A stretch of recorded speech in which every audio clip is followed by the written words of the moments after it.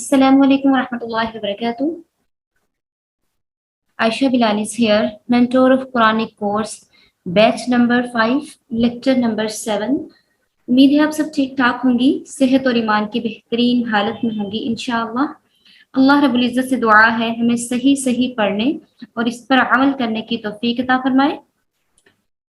बिस्मिल्लाहिर्रहमानिर्रहीम। रब्बि श्रह ली सदरी व यस्सिर ली अमरी वहलुल उक़दतम मिन लिसानी यफ़क़हू क़ौली। आमीन आमीन आमीन।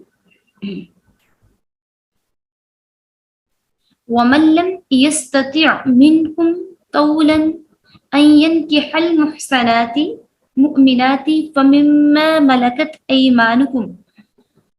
और जो शख्स तुम में से ताकत रखता हो किसी आज़ाद मुसलमान औरत से निकाह करने की तो वो उससे करे।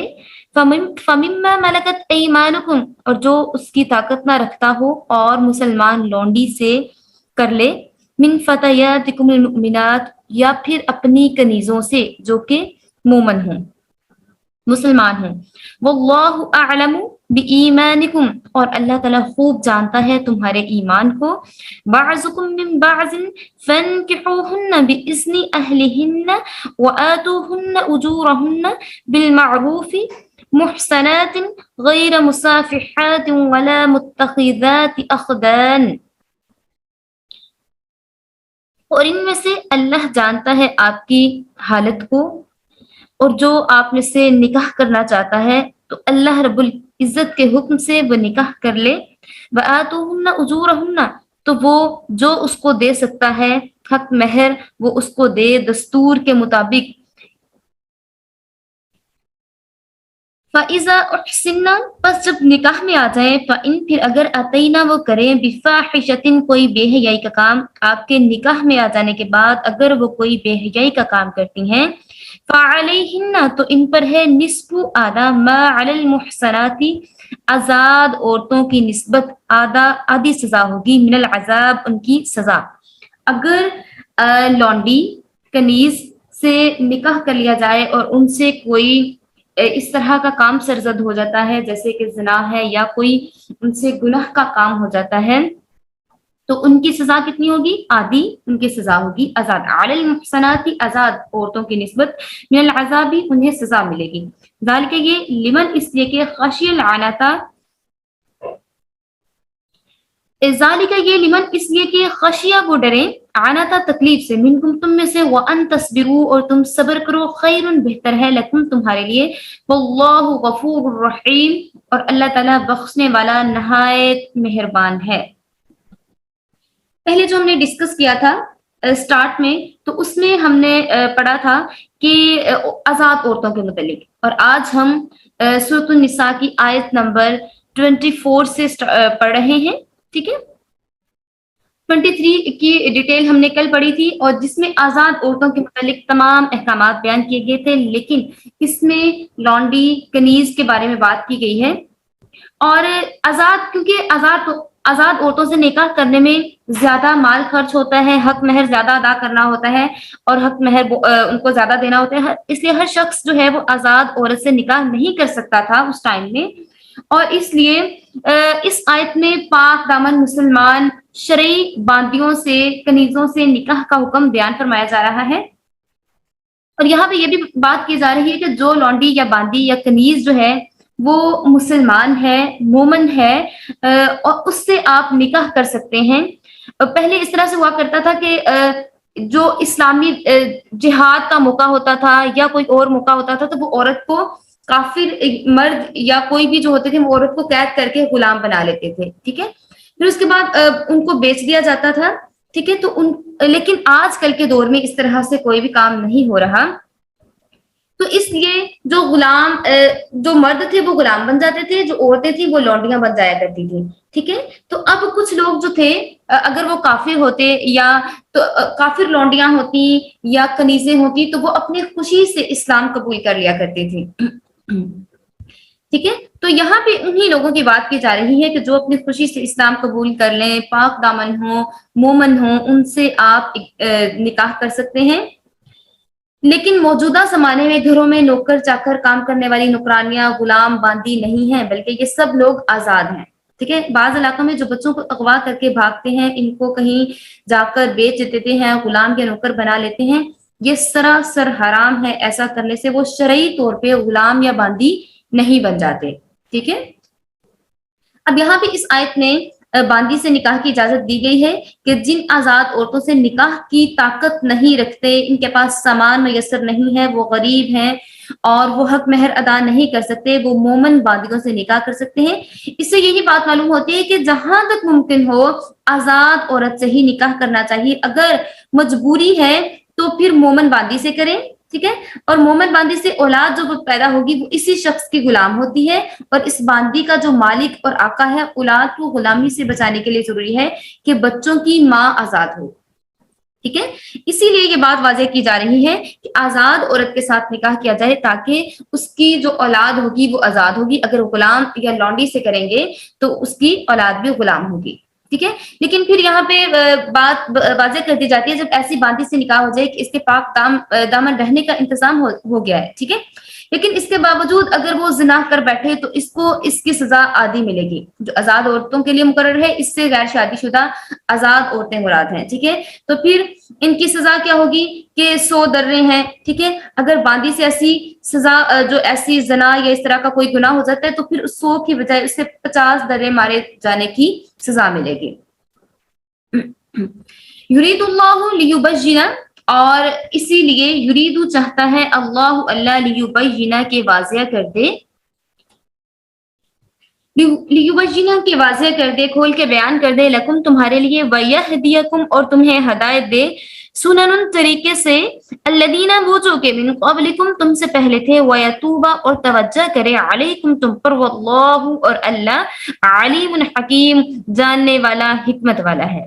اللہ تعالیٰ آپ پہ یہ واضح کر کے بیان کر رہا ہے. تمام طرح کی مصلحت کے احکامات بیان کر دیے گئے ہیں کھول کے، اور آپ کو سنن طریقے بتا دیے گئے ہیں، پہلے لوگوں کے طریقے بھی، تاکہ آپ اس پر توجہ دیں اور توبہ کریں، اور اللہ تعالیٰ آپ کی توبہ کو قبول کرے. واللہ علیم حکیم، اور اللہ تعالیٰ بڑے علم والا اور حکمت والا ہے.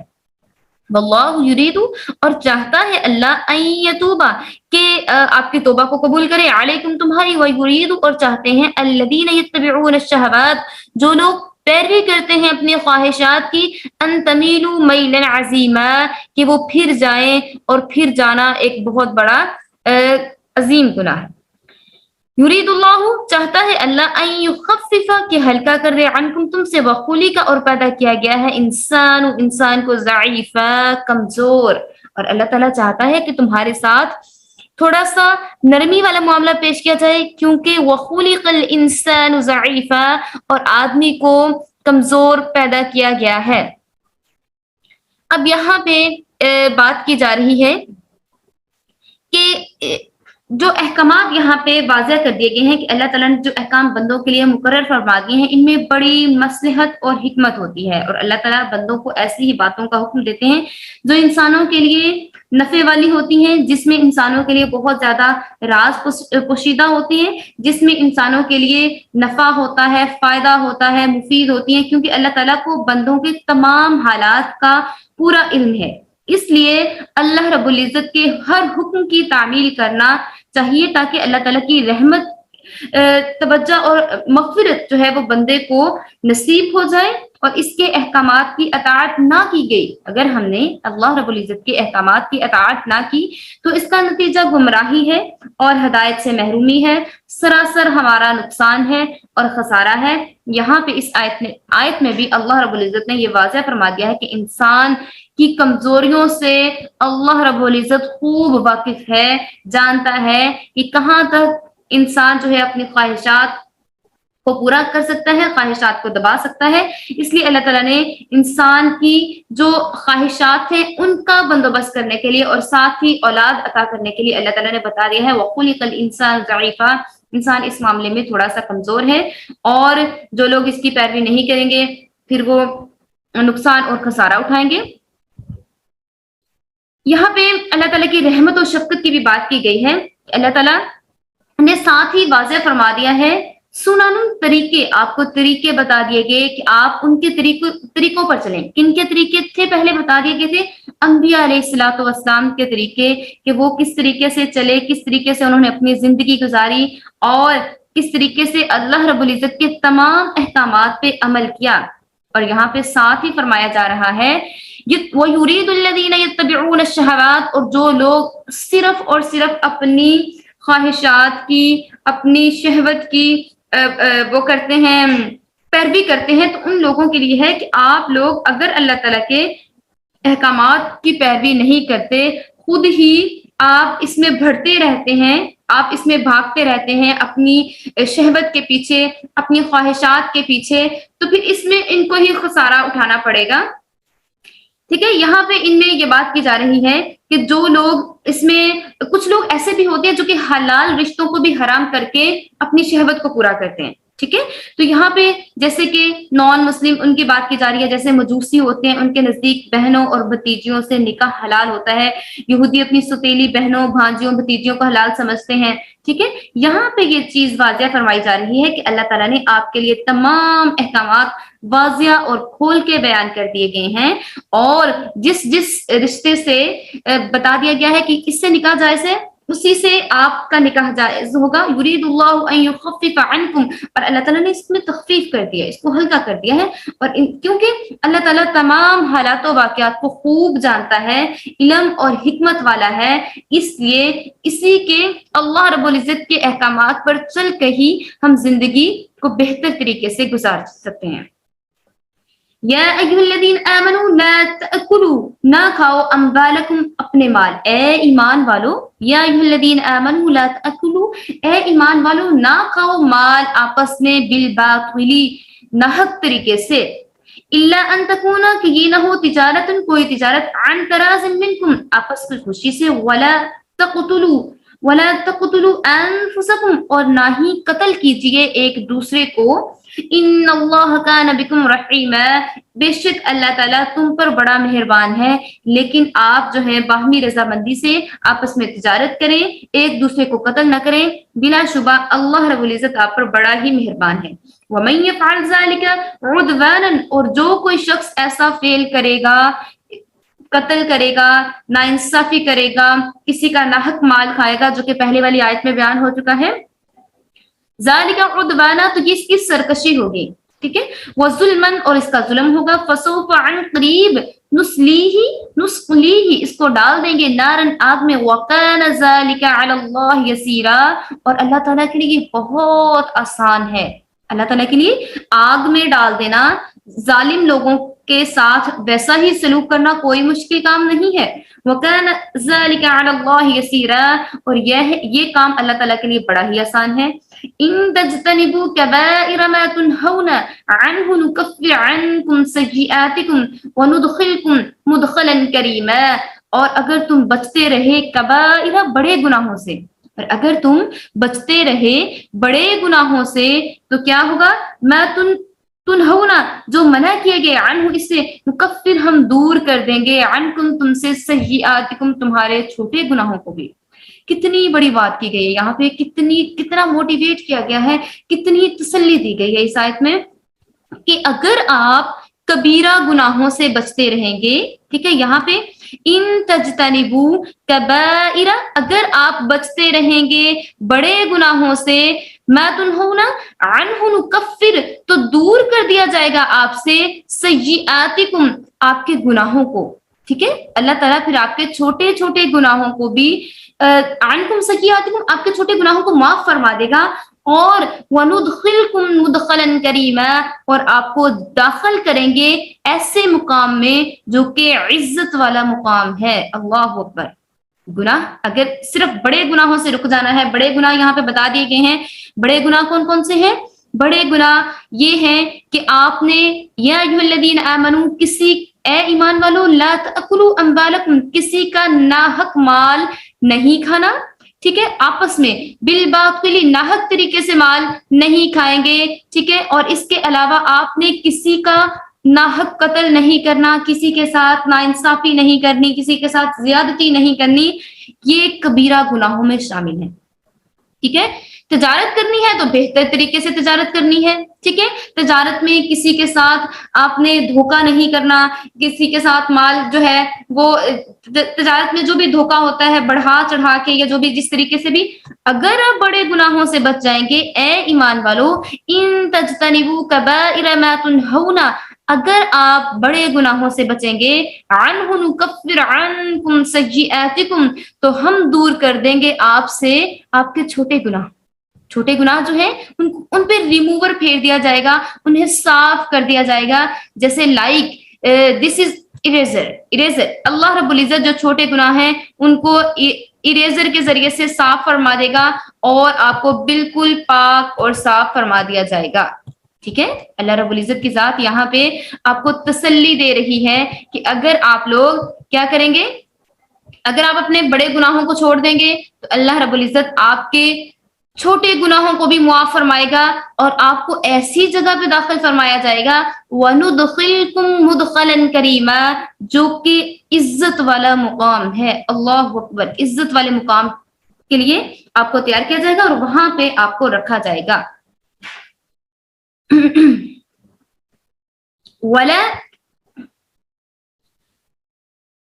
وَلَا تَتَمَنُّوا مَا فَضَّلَ اللَّهُ بِهِ بَعْضَكُمْ عَلَى بَعْضٍ، اور تم نہ آرزو کرو ایسی بڑائی کی، ایسی چیز کی تمنا نہ کرو جس پر اللہ تعالیٰ نے بعض لوگوں پر بعض لوگوں کو فوقیت دی ہے. ٹھیک ہے. اگر ایک بندے کو، اگر کسی کو اللہ رب العزت نے عزت دے دی ہے، کسی کو اللہ تعالیٰ نے رزق دے دیا ہے، یا کوئی اس لیے یہ بات یہاں پہ کی جا رہی ہے وَلَا تَتَمَنَّوْا، اور نہ آرزو کیجئے مَا فَضَّلَ اللَّهُ، جو بڑائی دے دی اللہ رب العزت نے بھی اس کی، بعضکم تم میں سے بعض لوگوں کو، عَلَى بَعْضٍ بعض پر، لِلرِّجَالِ مردوں کے لیے ہے، نصیب حصہ، مما اکتسبوا جو انہوں نے کمایا. ٹھیک ہے. مردوں کے لیے وہی حصہ ہوگا جو انہوں نے کمایا. وَلِلنِّسَاءِ، اور عورتوں کے لیے مما اکتسبنا، نصیب حصہ ہے، مما اکتسبنا جو انہوں نے کمایا. وَاسْأَلُوا، اور سوال کرو اللہ سے، من فضلہ اس کے فضل کا، ان اللہ کان بکل شیء علیما، بے شک اللہ تعالیٰ ہر چیز کا علم رکھنے والا ہے. وَلِكُلِّ جَعَلْنَا مَوَالِيَ مِمَّا تَرَكَ الْوَالِدَانِ وَالْأَقْرَبُونَ، اور ہر ایک کے لیے ہم نے مقرر کیے ہیں موالیہ وارث، جو کہ چھوڑ جائیں، تارکہ چھوڑ جائیں، والدانی اپنے والدین کے لیے ترکہ چھوڑ جائیں، والاقربون اور اپنے رشتہ داروں کے لیے، قرابت داروں کے لیے، والذین اور جو لوگ عقدت بندھ چکا ہے ایمانکم تمہارا ان سے رشتہ عہد، فآتوہم تو انہیں دے دے، نصیبہم ان کا حصہ، ان اللہ کان علی کل شیء شہیدا، بے شک اللہ تعالیٰ ہر چیز پر قادر ہے اور ہر چیز پر گواہ ہے. ان آیات کا شان نزول نوٹ کیجیے. آیت نمبر 31 سورۃ النساء کی آیت نمبر 31 کا شان نزول نوٹ کیجیے. ان آیات کے شان نزول کے متعلق روایت ہے کہ ازواج مطہرات میں سے ایک بار حضرت ام سلمہ رضی اللہ تعالی عنہا نے رسول اللہ صلی اللہ علیہ وآلہ وسلم سے اظہار کیا، تمنا کی کاش ہم مرد ہوتے تو ہمیں بھی مردوں کی طرح دگنا حصہ ملتا. دوسرے احکام میں بھی ان کے جیسے باقی کام ہیں ان میں بھی مردوں کے ڈبل حصہ ہوتا ہے، تو ہمیں فلاں کام میں بھی فرق ہے، فلاں چیز میں بھی فرق ہے اور مردوں کا زیادہ حصہ ہے. دوسری روایت یہ بھی ہے کہ ایک صحابیہ نے رسول اللہ صلی اللہ علیہ وآلہ وسلم سے عرض کیا، یا رسول اللہ صلی اللہ علیہ وآلہ وسلم، مرد کو میراث میں دوہرا حصہ ملتا ہے اور عورت کو سنگل، عورت کی شہادت بھی مرد سے آدھی ہے، اسی طرح سے اور عبادات اعمال میں ہمیں آدھا ثواب دیا گیا ہے.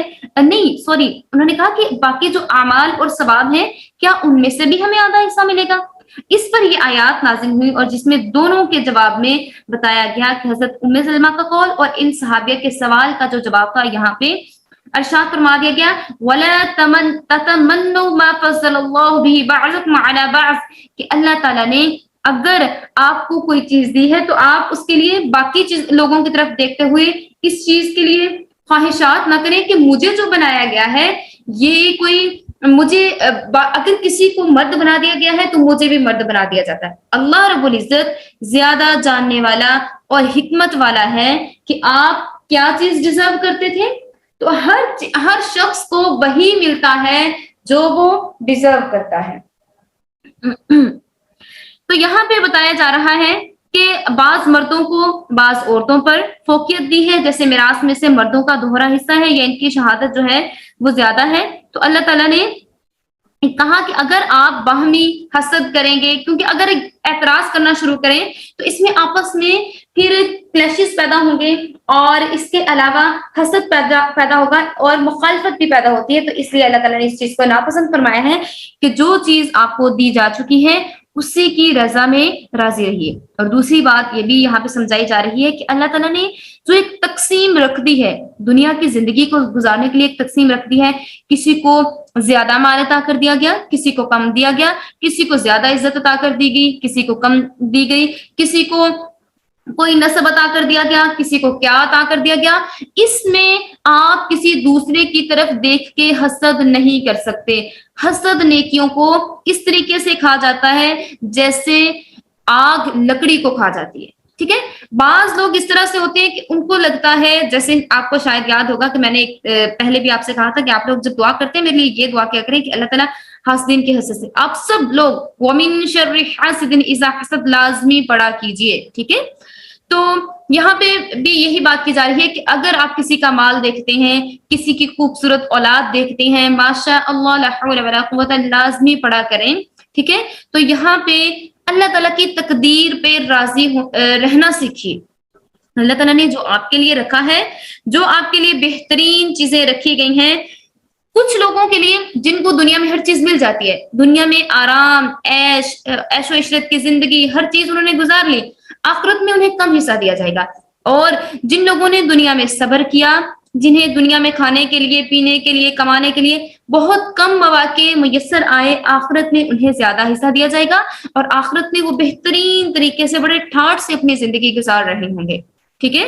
تو یہاں پہ یہ چیز بھی بیان کی جا رہی ہے کہ اللہ تعالیٰ، جو لوگ شکر گزار ہوتے ہیں، جو اللہ تعالیٰ کا شکر کرتے ہیں، کم دیا جائے اس پہ شکر کرتے ہیں، زیادہ دیا جائے اس پہ شکر کرتے ہیں۔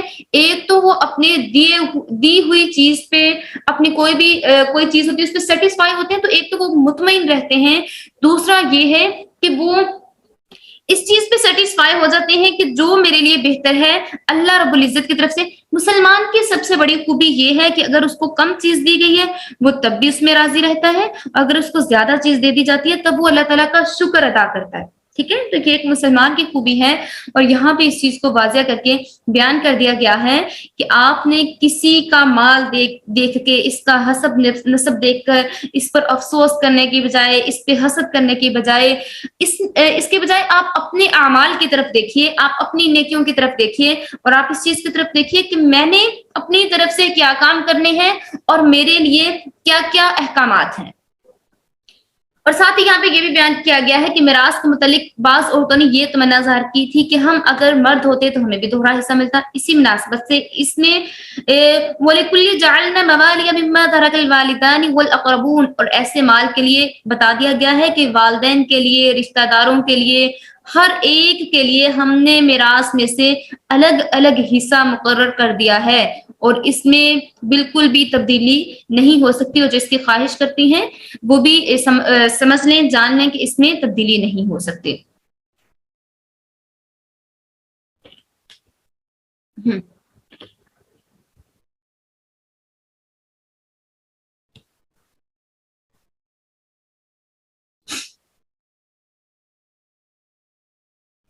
الرجال قوامون،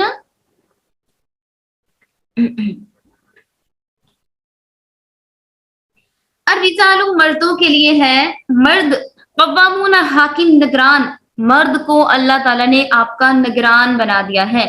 الرجال مرد، قوامون حاکم نگران، علی النساء عورتوں پر، بما اس لیے کہ فضل اللہ فضیلت دی اللہ تعالیٰ نے، بعضهم ان میں سے بعض لوگوں کو، علی بعض بعض لوگوں پر، وبما اور اس لیے کہ انفقوا انہوں نے خرچ کیا، من اموالہم اپنے مال میں سے، فالصالحات پس نیک عورتیں، قانتات تابع فرما ہیں، حافظات نگہبانی کرنے والیاں ہیں، للغیبی بغیر پیٹھ پیچھے اپنے ہسبینڈ کے پیٹھ پیچھے، بما اس لیے جو حفظ اللہ حفاظت کی اللہ کے لیے، واللاتی اور اس لیے تخافون تم ڈرتے رہے، نشوزہن ان کی بدخوئی سے، فَاعِظُوهُنَّ پس انہیں سمجھائیے، وَاهْجُرُوهُنَّ اور انہیں تنہا چھوڑ دیجئے، فِي الْمَضَاجِعِ ان کی خوابگاہوں میں انہیں تنہا چھوڑ دیجئے، وَاضْرِبُوهُنَّ اور انہیں ماریے، فَإِن پھر اگر اطَّعْنَكُمْ وہ تمہارا کہا نہ مانے،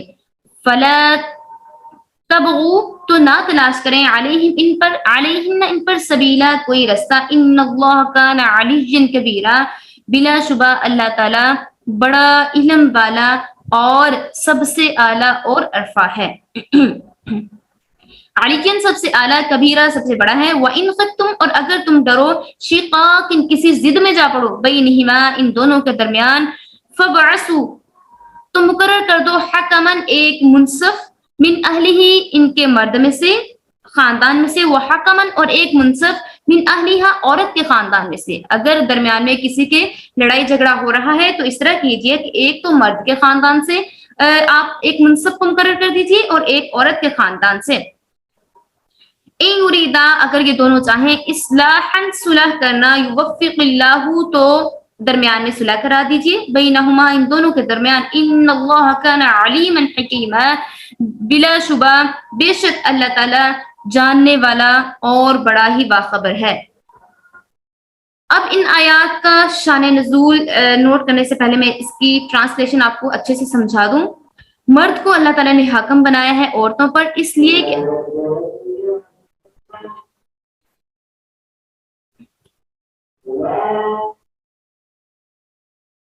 الرجال قوامون مرد حاکم ہے علی النساء عورتوں پر، بما فضل اللہ فضیلت دی ہے اللہ تعالیٰ نے بعض کو بعض پر، اللہ تعالیٰ نے انہیں فضیلت دی ہے کہ اپنا مال انہوں نے خرچ کیا ہے، اور ان میں سے کچھ عورتیں ایسی ہیں جو کہ نیک ہیں، اطاعت کرتی ہیں، مرد کی عدم موجودگی میں اپنی عزت کی حفاظت کرتی ہیں، نگہداشت کرتی ہیں، اور ایسی عورتیں بھی ہیں جو کہ تھوڑی سی منہ پھٹ ہیں، بد زبانی کر لیتی ہیں، آپ انہیں فاعظوہن تو انہیں زبانی نصیحت کیجیے، وہجروہن یا پھر انہیں سزا دینے کے لیے آپ انہیں تنہا چھوڑ دیجیے، ان کی خوابگاہوں میں ان کا بستر الگ کر دیجیے، یا پھر اگر وہ پھر بھی نہ مانے تو پھر آپ انہیں وضربوہن تو انہیں ضرب لگائیے، انہیں ماریے۔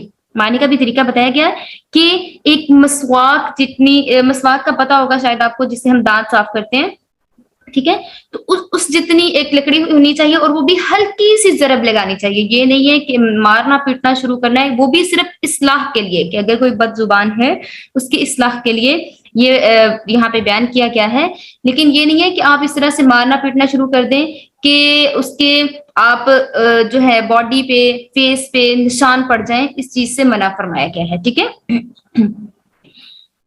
پھر اگر وہ آپ کا کہا پھر بھی نہ مانے تو آپ جو ہے پھر آپ اگر چاہتے ہیں کہ آپ ان میں صلح کروانا چاہتے ہیں آپس کے درمیان، تو پھر آپ ایک گواہ کو لیجئے، ایک مصنف کو لیجئے مرد کے خاندان سے، اور ایک کو لیجئے عورت کے خاندان سے، ٹھیک ہے، اور اللہ تعالیٰ بلا شبہ ہر چیز کا علم رکھنے والا ہے۔ ان آیات کا شان نزول اس طرح سے کہ ایک صحابی نے اپنی بیوی کو کسی بات پر ناراض ہو کر ان کے ایک تماچا مارا، ٹھیک ہے، ان کے تھپڑ مارا۔ صحابیہ نے اپنے والد سے شکایت کی تو ان کے والد رسول اللہ صلی اللہ علیہ وآلہ وسلم کی خدمت اقدس میں حاضر ہوئے۔ آپ صلی اللہ علیہ وآلہ وسلم نے حکم دیا کہ جس طریقے سے آپ کے ہسبینڈ نے آپ کے تھپڑ مارا ہے، آپ بھی بدلہ لیں اور اس کے تھپڑ ماریں۔ تب اسی وقت یہ آیات مبارکہ نازل ہوئی جن میں یہ بتا دیا گیا کہ مرد جو ہے وہ آپ کا نگہبان ہے۔ آپ یہاں پہ مرد کا جو ورڈ ہے وہ عربی زبان کے ورڈ حاکم علی النساء، ٹھیک ہے، قوام عربی زبان میں اس شخص کو کہا جاتا ہے جو کسی کام یا نظام کو سنبھالنے والا ہے، چلانے والا ہے، ٹھیک ہے۔